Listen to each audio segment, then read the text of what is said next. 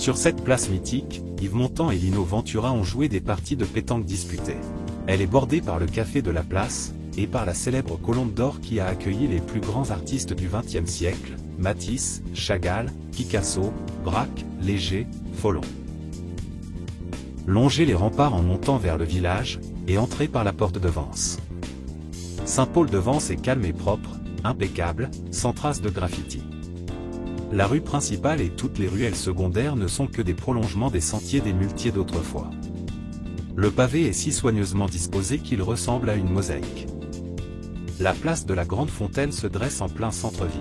Cette belle fontaine a été conçue dans un style provençal et a inspiré de nombreux peintres.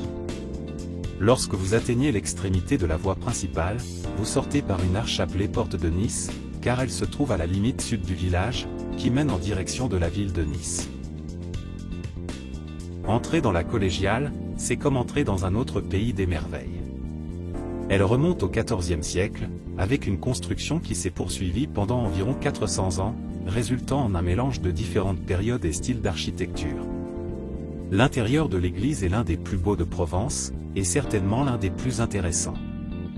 Profitez de la grande rue pour chiner dans les ateliers d'artistes, les galeries de peinture, les boutiques et les échoppes de produits artisanaux.